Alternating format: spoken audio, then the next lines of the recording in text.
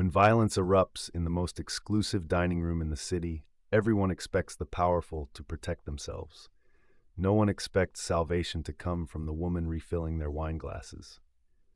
Hey, beautiful souls, welcome back to Unbroken Truths. Before we dive into this incredible story, I want to know where in the world you are watching from today. Drop your city or country in the comments below. And if you haven't already hit that subscribe button, now's the time. Trust me, you don't want to miss the stories we bring to this channel. Stories about real courage, hidden strength, and the kind of heroes society never sees coming. Now, let's get into this one because what you're about to witness will leave you speechless. The champagne bottle exploded against the leader's wrist just as the syringe reached Vincent Harlow's neck. Naomi Trask didn't think, didn't hesitate. She simply moved muscle memory from a life these wealthy diners knew nothing about, from a past she'd buried beneath 3 years of quiet servitude. The syringe skittered across the marble floor of Ciel Noir, Manhattan's most exclusive restaurant. 5 masked attackers, 1 billionaire on his knees, and 50 witnesses who'd never noticed the black waitress until this moment. The leader spun toward her, rage igniting in his eyes. "Who the hell?" Naomi was already in motion. He lunged. She sidestepped, grabbed his arm, used his momentum to send him crashing into a table. China shattered, silverware scattered like shrapnel. The second attacker, holding a gun to a lawyer's head, pivoted toward her. Naomi hurled a serving tray. It caught him square in the face. He dropped, gun clattering. 2 down, 3 to go. A third rushed her, throwing a punch aimed at her temple. Naomi blocked, countered with a palm strike to his solar plexus, swept his legs. He hit the floor gasping. "What the hell are you?" The woman attacker backed away, laptop still clutched in her hands, fear replacing fury. Naomi didn't answer. The leader was rising massive, 6'5", murder in his eyes. He pulled a knife, 8 inches of serrated steel. "You're one woman," he growled. "Trained or not, you can't stop us." He came fast. The knife slashed in practiced arcs, military style, special forces training, but Naomi had seen worse. It was worse. She dodged, weaving, reading his patterns, caught his wrist, twisted, applied pressure. The knife fell. She drove her elbow into his ribs once, twice. Something cracked. He roared, grabbed her, lifted her off the ground with brute strength. They crashed into the bar. Glass exploded. Pain shot through her back. But Naomi had survived worse. She brought her knee up, her forehead down. His nose broke, blood sprayed. She twisted free, landed on her feet. The leader stumbled back, blood pouring, disbelief in his eyes. Around them, the restaurant remained frozen, Manhattan's elite witnessing someone they'd never truly seen before. Naomi stood between the attackers and Harlow, her uniform torn, her hands steady. "It's over," she said quietly. "Leave, now." The leader looked at his fallen team, then at Naomi. Something shifted in his expression. Recognition. Respect. "Who are you?" Naomi's lips curved. "Someone who knows heroes don't always wear capes. Sometimes they wear aprons." Sirens wailed outside. The attackers limped toward the shattered door, supporting each other. As they disappeared, the restaurant erupted in shock, amazed, grateful.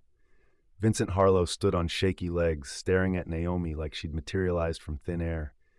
But all Naomi could think about was Maya, her 8-year-old daughter, the reason she'd learned to fight, the reason she'd survived everything, the reason she'd refused to let violence win tonight. She bent down, picked up a fallen napkin, began cleaning broken glass already fading back into invisibility, even as every eye remained locked on her. Because that's what heroes do. They save lives. Then they finish their shift. 4 hours at the police station of Detective Kowalski's suspicious eyes and endless questions. "Where did you learn to fight like that? Who trained you? What aren't you telling me?" Naomi gave him nothing but facts, just enough to satisfy the report. Because the truth was buried under 3 years of carefully constructed normalcy, and she intended to keep it that way. By dawn, she finally made it home to the Bronx, her mother's cramped 4th-floor apartment. The moment she stepped inside, Maya launched from the couch. "Mama." 8 years old, wild curls, bright eyes, the most beautiful thing Naomi had ever created. She caught her daughter, ignoring her bruised ribs, and held tight. "I'm so sorry I'm late, baby girl. Grandma said you had to work." Maya's expression turned serious beyond her years. She said rich people don't care if we have families. Naomi's mother, Lorraine, emerged from the kitchen, coffee in hand, silver hair pulled back, eyes sharp with knowing. She'd raised Naomi alone after her father died in Iraq. She understood sacrifice. She also understood secrets. "Maya, get ready for school," Lorraine said gently but firmly. "But Mama just—" "Now, sweetheart." Maya kissed Naomi's cheek and disappeared into the bedroom. The door clicked shut. Lorraine set down her coffee, crossed her arms. "It's on the news. 5 attackers, 1 hero. They're not showing faces, but I know my daughter." Naomi sank onto the couch, exhausted. "Mom, how long did you think you could keep running from who you are?" "I'm not running, I'm living. There's a difference, is there?" Lorraine's voice softened. "Baby, I'm proud of what you did, but I know what it costs you to use those skills again." Naomi closed her eyes. 7 years ago, she'd been Staff Sergeant Naomi Trask, U.S. Army Special Operations, hand-to-hand combat specialist. 2 tours in Afghanistan, 1 in Iraq, 3 commendations for valor. Too many friends lost. Then she got pregnant. The father was Logan Chen, a medic with kind eyes and a gentle laugh. They'd fallen in love between missions, made plans, marriage, discharge, a life together. Logan died 3 weeks before Maya was born. Roadside IED. Nothing left to bury. Naomi had held her newborn daughter and made a decision. Maya would never know war, would never understand violence, would never see her mother as anything but safe, stable, normal. So she disappeared. Honorable discharge, new city, a job where she could fade into wallpaper. Just another waitress serving people who never looked long enough to wonder. For 3 years it worked, until last night. The restaurant called, Lorraine said, "Vincent Harlow wants to meet you, this afternoon." Naomi's head snapped up. "No, he's insisting. Said he has a proposition. I don't want his money or his gratitude. I did what anyone should have done. Except nobody else did, only you." Lorraine leaned forward. "That video has 3 million views. People are calling you a hero. You can't hide anymore." "I'm not a hero. I'm a mother who needs to keep her head down and provide for her daughter." "Maybe you're both." Before Naomi could argue, Maya burst back in, backpack ready, eyes shining. "Mama, can you walk me to school, please?" Naomi looked at her daughter as this perfect, innocent creature who knew nothing of combat zones and classified missions. Maya's world was homework and playground friends, and believing her mother was just like everyone else's. "Of course, baby girl." They walked hand in hand through the Bronx streets, Maya chattering about a math test and a boy named Carlos. Normal things, safe things. But Naomi felt eyes on her neighbors who'd seen the news, strangers recognizing her from grainy footage. At the school gates, Maya hugged her tight. "I love you, Mama. I love you more than the whole sky." Maya ran toward her classroom, curls bouncing. Naomi watched until she disappeared inside. Her phone buzzed. Unknown number. She almost ignored it, but instinct made her answer. "Miss Trask?" A cultured voice. "Vincent Harlow. I wanted to thank you personally. You saved my life." "You don't need to thank me. I do, and I'd like to meet this afternoon. I have a proposition that could change your daughter's life."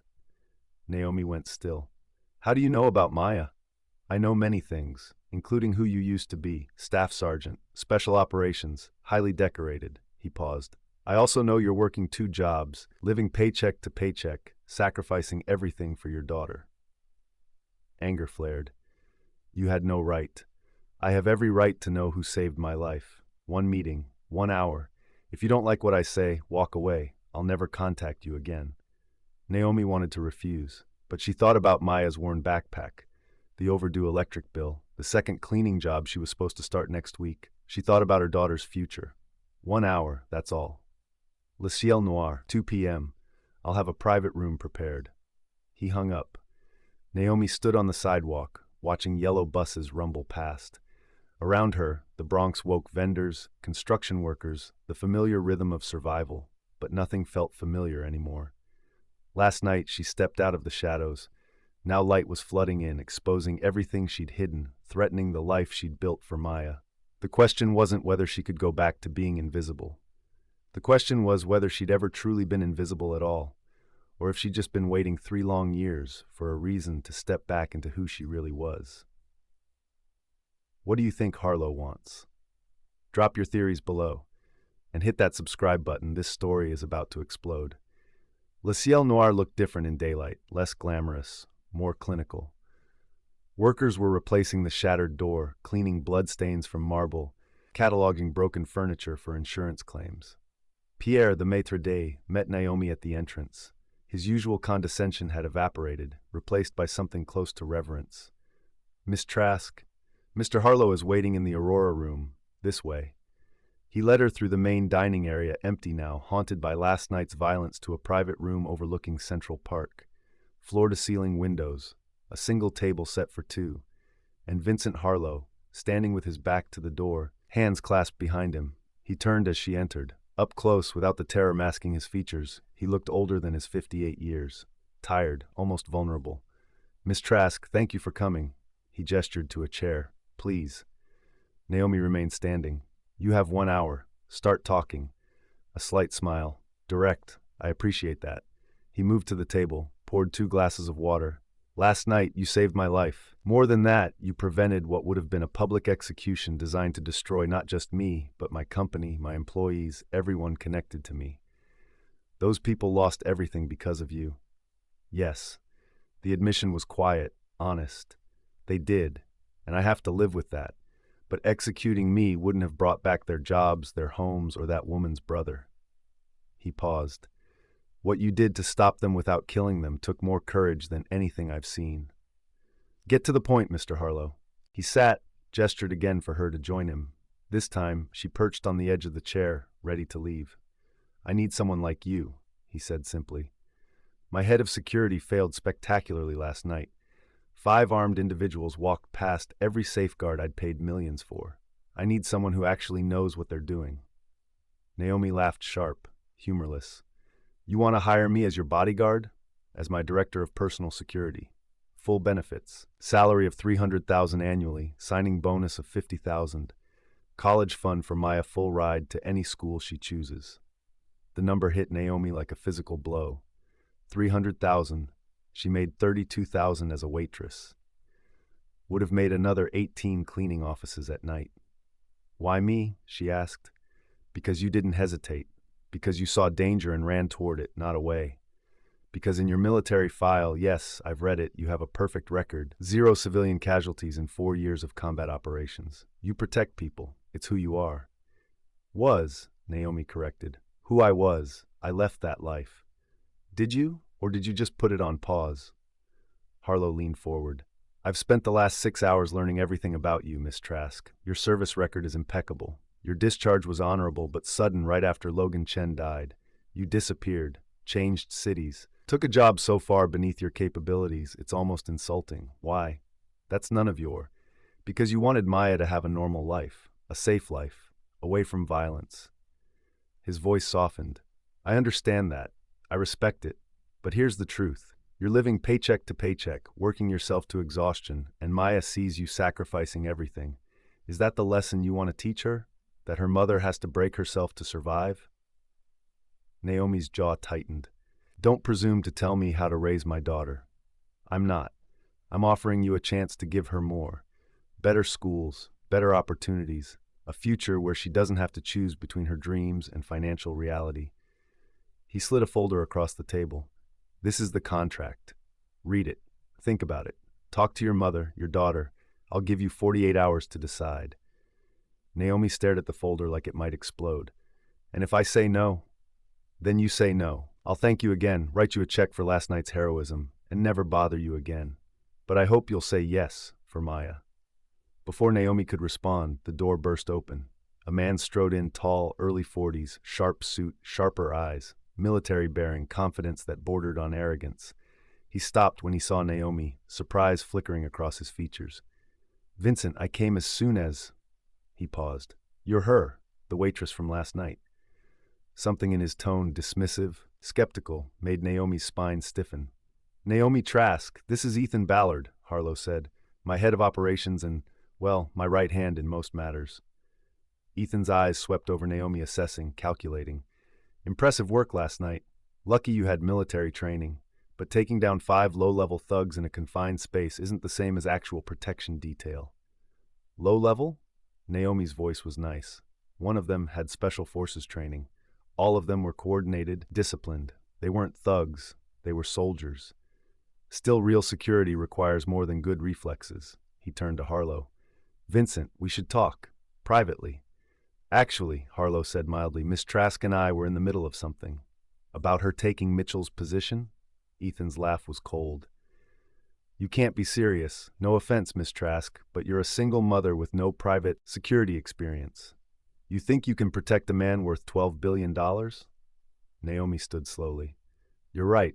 I've never done private security, but I've extracted high-value targets from hostile territory, neutralized genuine threats in active war zones, protected diplomats in cities where every shadow held danger. She stepped closer to Ethan, voice dropping. And last night, while your experienced security team was hiding or running, I was the only one standing between your boss and a lethal injection.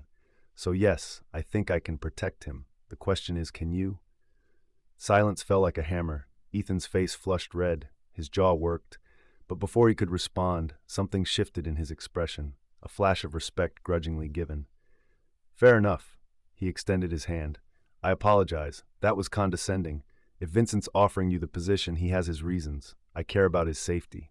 Naomi studied his hand for a moment, then shook it. Firm grip, steady, honest. So do I, she said. Harlow smiled genuinely this time. Well, that went better than expected. Ethan, would you mind giving us a few more minutes? Of course, Ethan nodded to Naomi. If you take the job, I look forward to working with you. He left. The door clicked shut. Naomi turned back to Harlow. He doesn't trust me. He doesn't trust anyone. It's why he's good at his job. Harlow stood, walked to the windows, gazed out at Central Park. 20 years ago, I was nobody. A programmer with an idea and a dream. I built an empire from nothing, made billions, changed industries, but somewhere along the way, I forgot about the people I stepped on to get here. His voice cracked slightly. Last night, I looked into that woman's eyes and saw her brother's face, a man who died because I was too focused on profit margins to see human cost. He turned back to Naomi. I can't undo what I've done, but I can try to do better, and part of that is surrounding myself with people who remind me what actually matters, people like you. Naomi picked up the folder and opened it. The contract was detailed, comprehensive, $300,000, full medical, college fund, housing stipend, flexible hours to accommodate Maya. It was everything she needed, everything she'd sworn she'd never do again. I need to think, she said quietly. Of course, take your time. The offer stands for 48 hours. Naomi nodded, tucked the folder under her arm, and headed for the door. But as she reached it, Harlow spoke again. Miss Trask, one more thing. Those attackers last night, they're still out there. And the woman with the laptop, her name is Sarah Voss. Her brother wasn't the only one who lost everything in the Keltec deal. There are dozens more, maybe hundreds, all with the same anger, the same grief, the same desire for revenge.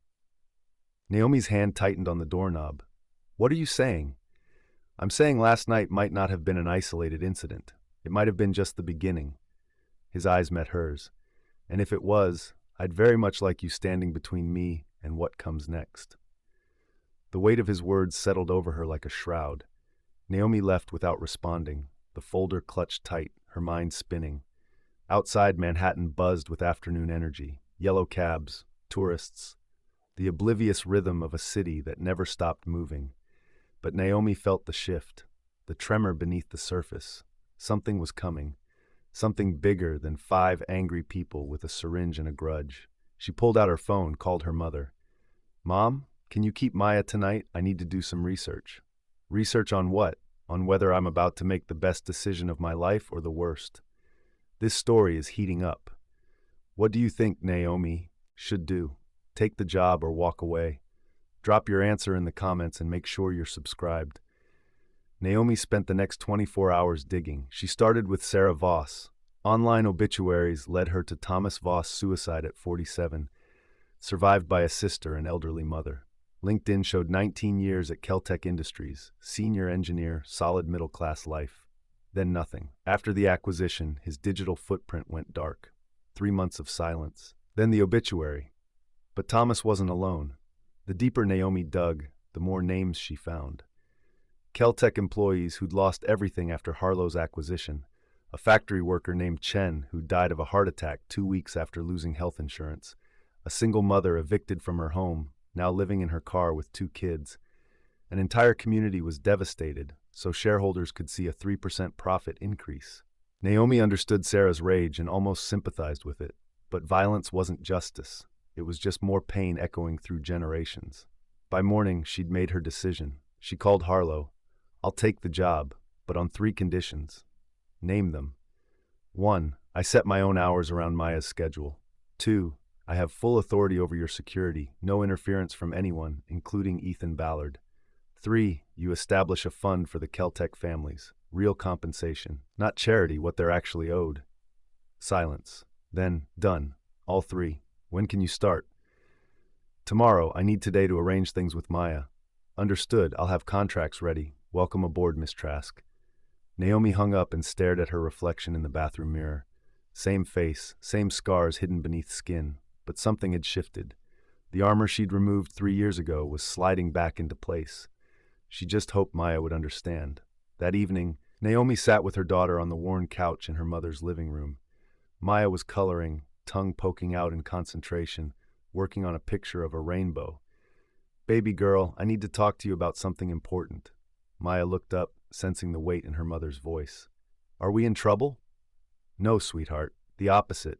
I got offered a new job, a really good one. Better pay, better hours. It means I can spend more time with you." "Then why do you look sad?" Children saw everything. Naomi pulled Maya close. "Because this job means I'll be protecting someone important, making sure they stay safe, and sometimes that might be a little bit scary." "Like what you did at the restaurant?" Naomi's breath caught. "You saw the news? Grandma tried to hide it, but I saw it on her phone. You were so brave, Mama." Maya's eyes shone with admiration, uncomplicated, pure. "You're like a superhero." "I'm not a superhero, Maya. I'm just someone who knows how to help when things get dangerous." "That's what superheroes do." Maya returned to her coloring. "I think you should take the job. Someone needs to keep the bad people away." Naomi kissed the top of her daughter's head, breathing in the scent of kid shampoo and innocence. "When did you get so wise?" "I'm 8, Mama. I'm practically grown up." Lorraine appeared in the doorway, arms crossed, a knowing smile on her face. "She's more like you every day. Stubborn, brave, too smart for her own good." "Thanks, Mom."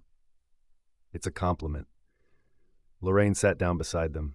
"You're doing the right thing, not just for Maya, for you. You've been hiding too long." Maybe she was right. Maybe it was time to stop running from who she'd been and start building something better from those pieces. The next morning, Naomi reported to Harlow's corporate headquarters in Midtown. 60-story glass tower, his name etched in chrome above the entrance. A far cry from the Bronx. Security escorted her to the executive floor. Ethan Ballard was waiting outside Harlow's office, tablet in hand, expression professionally neutral. "Miss Trask, welcome. Vincent's in a board meeting, but he wanted me to brief you on security protocols and current threats." "Current threats?" Ethan led her to a conference room, pulled up files on a large screen. "Since the restaurant incident, we've received 47 credible threats against Vincent's life.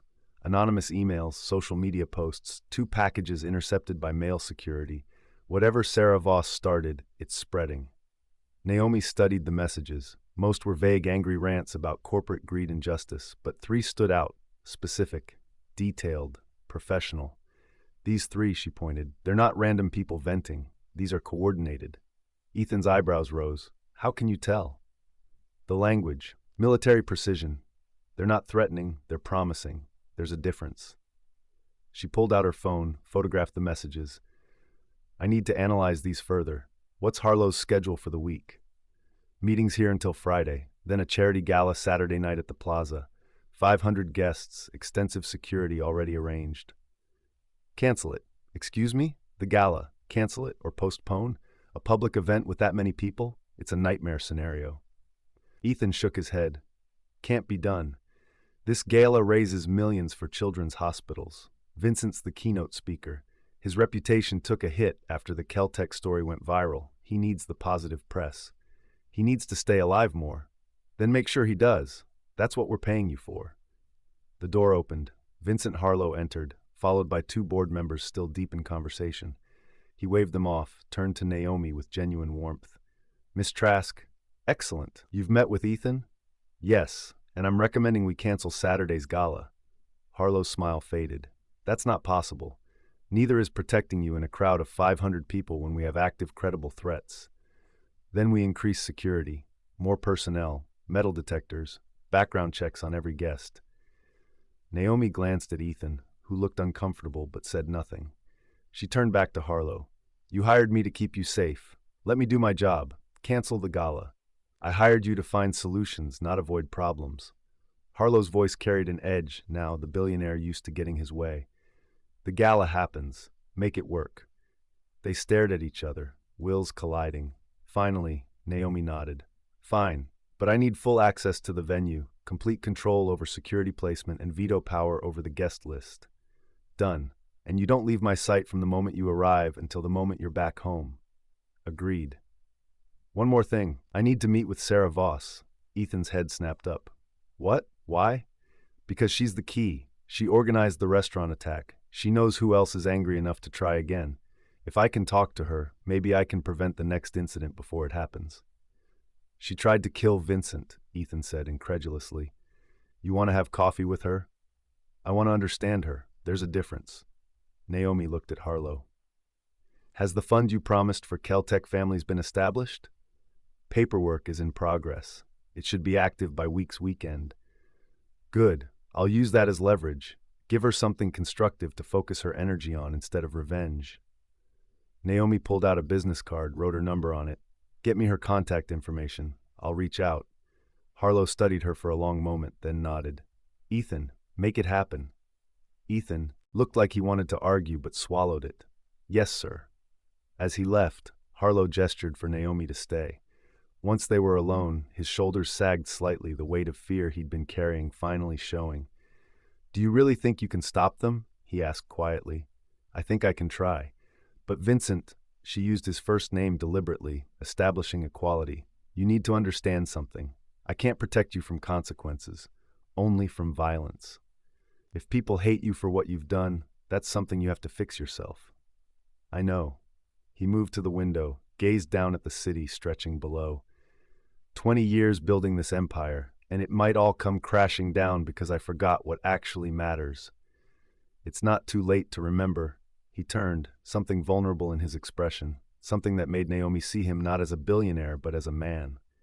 Flawed but trying. Thank you, he said, for giving me a chance to do better. Their eyes held for a moment too long.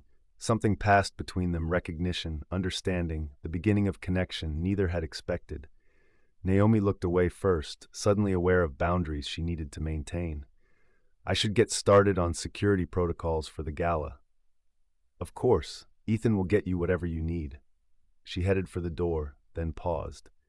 Vincent, those board members earlier, the ones who were with you, run background checks on them.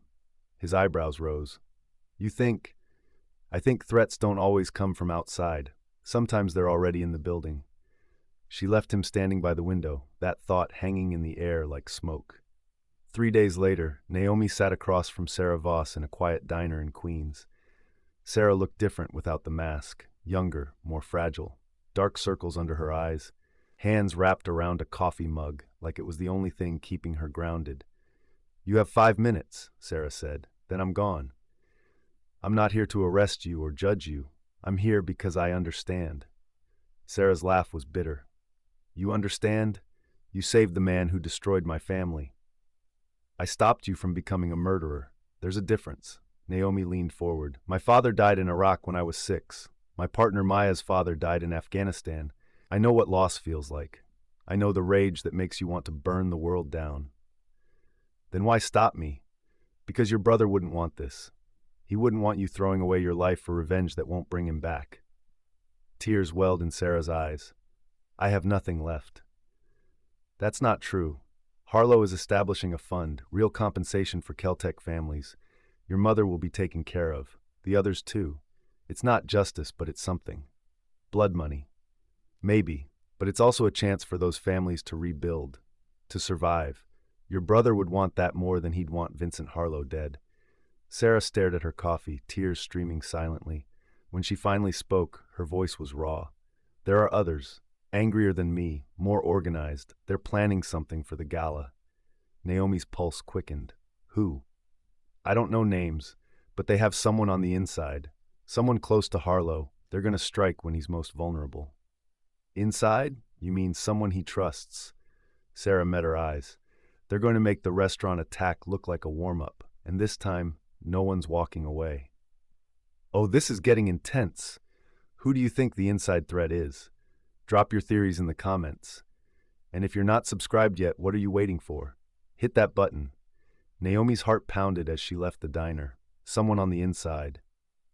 Someone Vincent trusted, she called Ethan. Meet me, Lexington and 49th, 20 minutes, tell no one. Arrived, she laid it out fast. Sarah Voss says there's an insider, someone close to Harlow is planning to strike at the gala. Ethan's expression hardened. Give me a name. She doesn't have one, but we have 3 days to find them.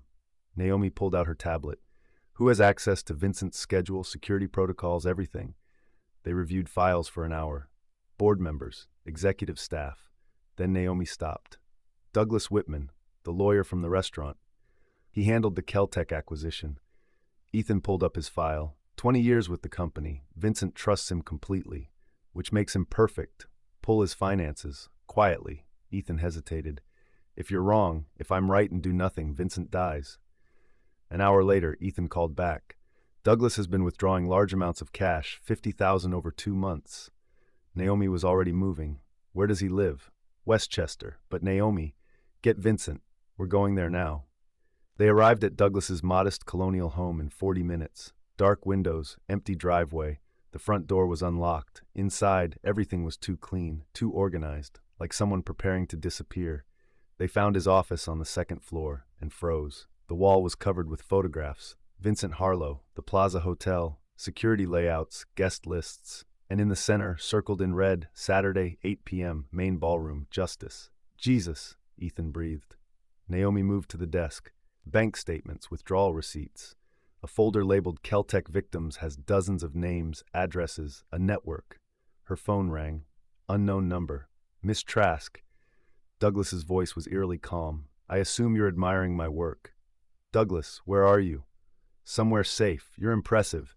I didn't think you'd figure it out so quickly, but it doesn't matter. The plan is already in motion. His voice hardened. Vincent Harlow will pay for his sins. The world will see him for the monster he is. Killing him won't bring those people back. You're a good man, Douglas. Don't a good man. His laugh was bitter. I helped him destroy hundreds of lives, drafted the contracts, made it legal. Then I met Sarah Voss's mother at her son's funeral, looked into her eyes, and I knew I'm as guilty as Vincent. More, because I knew it was wrong. Then make it the right way. Help those families. Don't throw your life away. It's too late. Nothing can stop what's coming on Saturday. The line went dead. Naomi turned to Ethan and Vincent, who just entered. We canceled the gala. Now. Vincent's face went pale. If I cancel, the press will destroy me. My reputation. Won't matter if you're dead, Naomi snapped. Vincent stared at her, then pulled out his phone. Rebecca, cancel the gala. Security concerns. Do it now. He hung up, looked at Naomi with something between fear and gratitude. I hope you're right. But Naomi's phone buzzed. Text from unknown number. Canceling won't save him. I'll find him wherever he hides. Enjoy your last days, Vincent. And Miss Trask, thank you for making this interesting. She showed them the message. The room felt suddenly smaller, the walls closing in. He's not going to stop, Vincent whispered. Naomi met his eyes, saw the fear, the regret, the desperate hope that she could save him. No, she said, but neither am I. What do you think Douglas is really planning? Drop your theories below and make sure you're subscribed. This ending is going to be insane. The next 48 hours were hell. Douglas vanished. No credit card transactions, no phone pings, nothing. The police issued a warrant, but admitted finding one man in a city of 8 million was nearly impossible. Vincent moved into a safe house, a nondescript brownstone in Brooklyn, with reinforced doors and 24/7 security. Naomi barely left his side. Ethan coordinated with the FBI, Homeland Security, anyone who'd listen. But on Friday morning, everything fell apart. Naomi's phone rang at 6 a.m., her mother's number. Mom? They took her. Lorraine's voice cracked with terror. Naomi, they took Maya. The world stopped. What? Mom, what are you? 2 men. Masks. They broke in an hour ago. Said to tell you Douglas sends his regards. Lorraine was sobbing now. Baby, they took my granddaughter. They took Maya. Naomi's knees buckled. She grabbed the wall, forcing air into lungs that had forgotten how to breathe. Did you call the police? They're here now. But Naomi, her mother's voice dropped to a whisper. They left a note. It says you have to come alone. Says if you tell Vincent or bring anyone, they'll. She couldn't finish. I'm coming. Don't touch anything. I'm coming right now. She hung up, turned to find Vincent standing in the doorway, concern etched across his face. What happened? Naomi's voice was ice and fire. They took my daughter. What? Who, Douglas? He wants me gone. Knew I was the only real threat. Her hands shook as she grabbed her jacket. I have to go. You can't go alone. Let me send Ethan, a security team. No, the note says alone or they kill her. Naomi's eyes blazed. She's 8 years old, Vincent. 8, and she's in danger because I tried to protect you. Vincent flinched like she'd struck him. Naomi, I'm so sorry. I never meant. I know, but sorry doesn't get her back. She headed for the door, then stopped. Ethan's outside. He'll keep you safe until this is over. And you? Who keeps you safe? I don't need to be safe. I need my daughter. She left before he could respond. At her mother's apartment, police crawled over every surface. Detective Kowalski met her at the door, his expression grim. Miss Trask, we're doing everything. Show me the note. He handed her a plastic evidence bag. Inside, a single sheet of paper with typed words. Miss Trask, you have a choice. Your daughter or Vincent Harlow. Come to Pier 47, Warehouse 12 alone. Midnight tonight. Bring Harlow's location, his security details, everything, or Maya pays the price. Come with backup. She dies.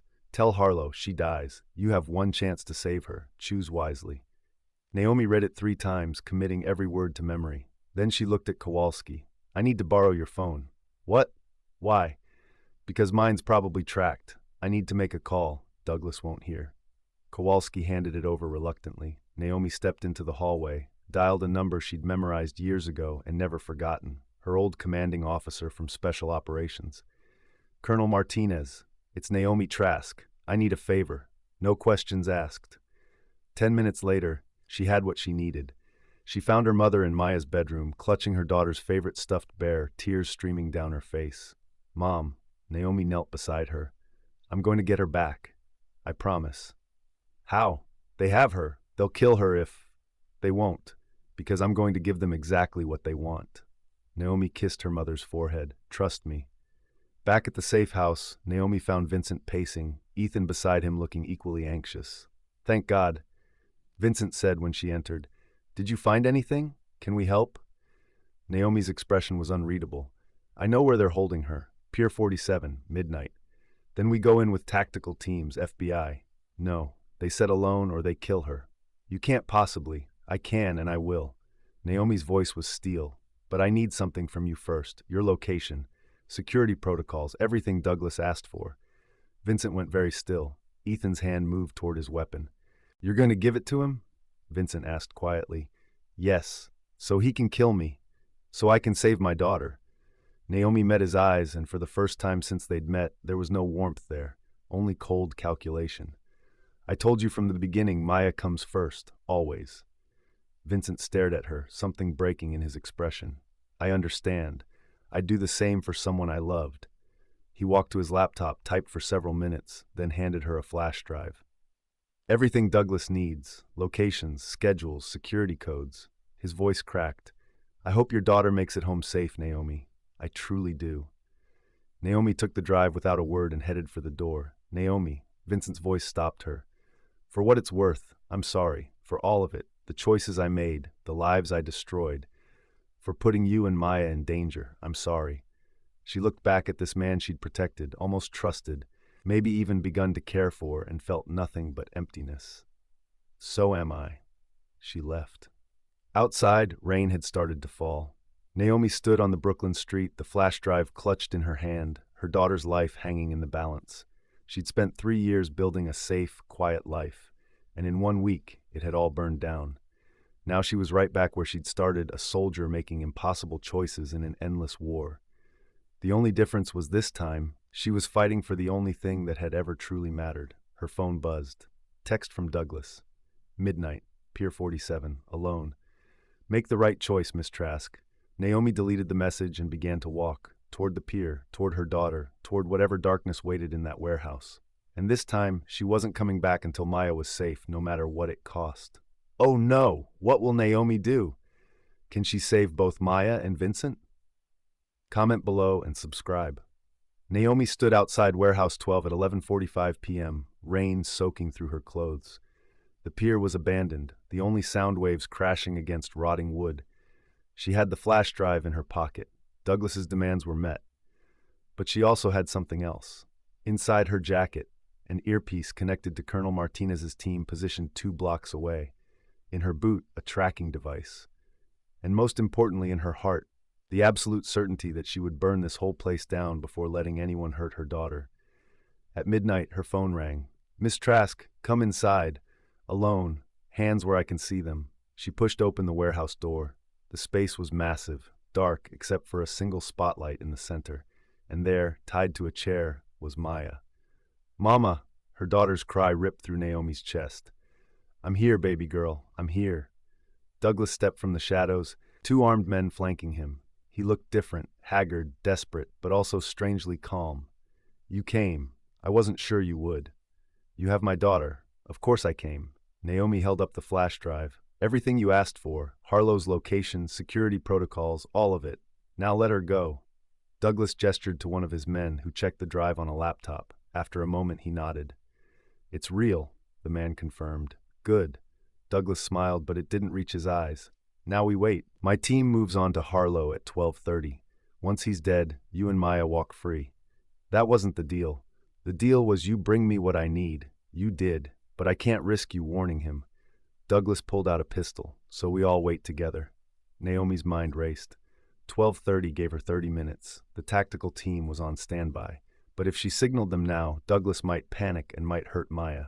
She needed to buy time to reach him.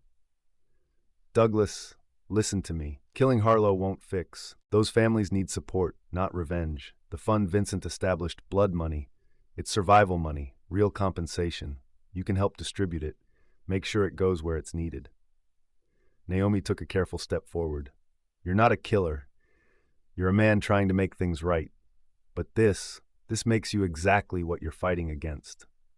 Something flickered in Douglas's eyes. Doubt, pain. "My daughter is 8 years old," Naomi continued softly. "The same age as 3 of the children whose parents lost everything in the Keltec deal. You want to fight for them? Start by not traumatizing another child. Let Maya go. Whatever happens next between you, me, and Vincent, let her go." Douglas's hand trembled.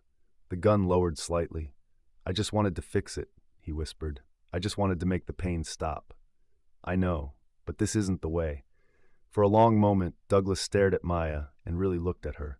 Saw her tears, her fear, her innocence. Then his phone rang. He answered, listened. His face went white. "What do you mean Harlow's not there?" He listened more, rage building. "What do you mean it's a trap?" Naomi smiled coldly. "The flash drive was real. The location wasn't. Right now, your team is walking into an empty safe house surrounded by the FBI." Douglas spun toward her, gun rising. "You made a choice, my daughter's safety, always." Naomi's voice hardened. "And here's the truth, Douglas. Vincent isn't at that safe house. He's not hiding. He's at the 34th precinct right now, voluntarily giving a statement about Keltec, admitting fault, agreeing to full restitution beyond what the fund provides. He's trying to make it right." "Liar. Call the precinct. Ask for Detective Kowalski. He'll confirm." Douglas hesitated, then dialed. Waited. His expression crumbled as someone answered and confirmed. The gun dropped to his side. "It's over, Douglas," Naomi said gently. "Let my daughter go. Turn yourself in. Help those families from inside the system, not from a prison cell or a grave." Douglas looked at Maya, at Naomi, at the ruins of his righteous plan. Then he nodded to his men. "Untie her." One of them cut Maya's bonds. She ran straight into Naomi's arms, sobbing. "I've got you, baby girl. You're safe. I've got you." Naomi touched her earpiece. "Martinez, now." The doors exploded open. Tactical teams flooded in, red laser sights painting Douglas and his men. "Down! Down!" Douglas didn't resist. He simply dropped the gun and sank to his knees, tears streaming. As they cuffed him, he looked at Naomi. "Does Vincent really mean it? The restitution?" "Yes. He's not the same man who made those deals. People can change, Douglas. Even you. Even him." 2 hours later, Naomi sat with Maya in the back of an ambulance, wrapped in blankets, holding each other tight. Vincent appeared, flanked by Ethan and police. His eyes found Naomi's. Is she? She's fine. We're both fine. He sagged with relief. Thank God, Naomi. He stopped, struggling for words. You saved my life by risking everything. I'll never forget that. You saved it yourself by choosing to do the right thing. Naomi stood, still holding Maya. The restitution. Make it real. Make it count. I will. I promise. Their eyes held complicated emotions passing between them. Respect, understanding. Something deeper neither was ready to name. But for now, it was enough. Yes, Naomi saved Maya. But is it really over? Subscribe so you don't miss the epic conclusion. 1 week later, Vincent Harlow stood before a packed press conference, cameras flashing, reporters shouting questions. Naomi watched from the back of the room, Maya beside her. I'm here to take full responsibility, Vincent began, his voice steady, for the Keltec acquisition and every other deal where I prioritized profit over people. I destroyed lives, families, futures, and I'm sorry. The room erupted. He raised his hand for silence. Words aren't enough, so I'm establishing a $100 million restitution fund. Every Keltec employee will receive full compensation, lost wages, benefits, pension restoration. Additionally, I'm creating a foundation to support workers displaced by corporate acquisitions. It will be run by an independent board, including family members of those affected. More shouting, more questions. Vincent ignored them, looking directly at the back of the room, directly at Naomi. None of this would have happened without someone brave enough to show me the truth, to risk everything for what was right. She saved my life twice, once from violence, once from myself. Naomi felt dozens of eyes turned toward her. She squeezed Maya's hand. After the conference, Vincent found her outside. Ethan stood respectfully back, giving them space. You didn't have to mention me, Naomi said. I had to, because you changed everything. He paused. The police say Douglas is cooperating. He's helping identify the other families who need support. There's talk of a reduced sentence. Good. He made terrible choices, but he's not a monster. Just a man trying to fix an unfixable mistake. Like me. Like all of us. Vincent studied her. What's next for you? My offer still stands for Director of Security.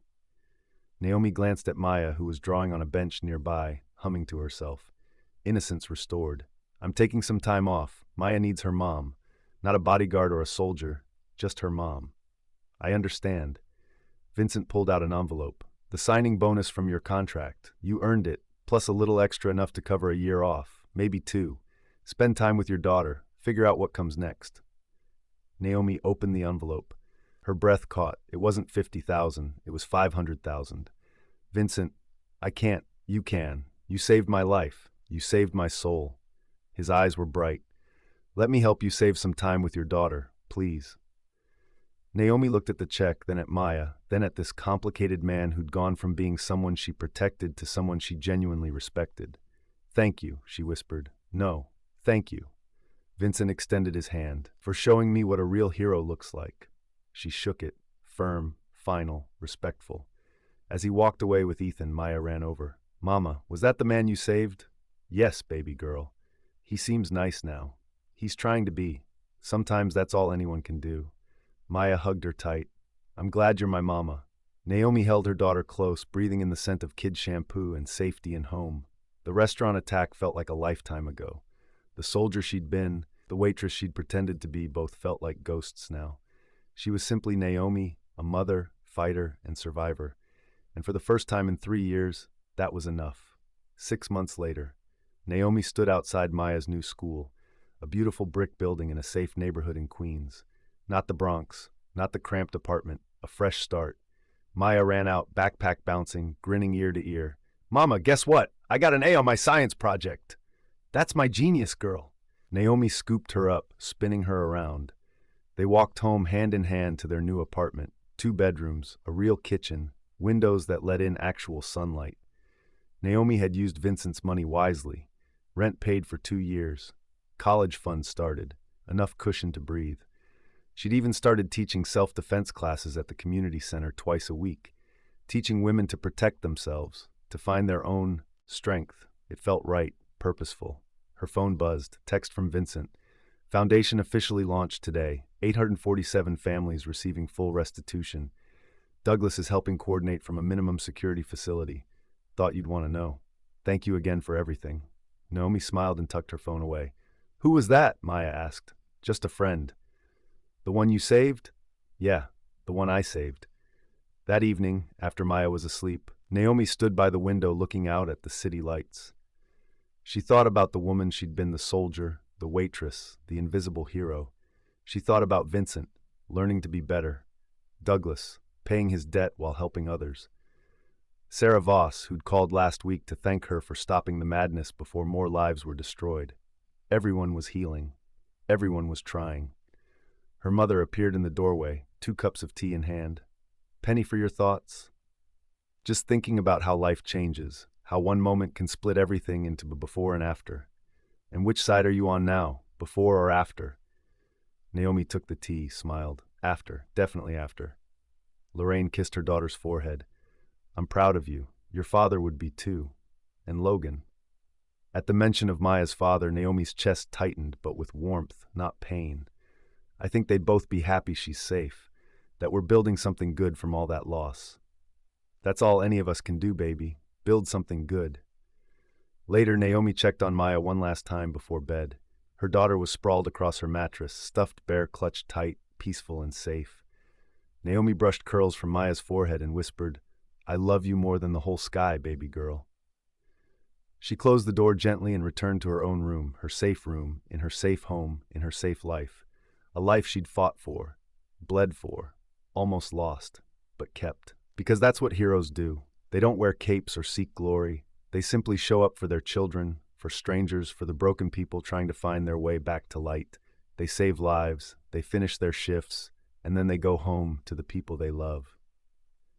Naomi Trask had been invisible for 3 years, but she'd never been powerless, and now, finally, she was free.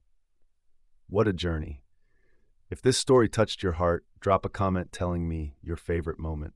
And if you haven't subscribed to Unbroken Truths yet, what are you waiting for? Hit that button and join our community. We've got so many more powerful stories coming your way. Thank you for watching, beautiful souls. Until next time, stay strong, stay brave, and remember, heroes look like all of us. See you in the next story.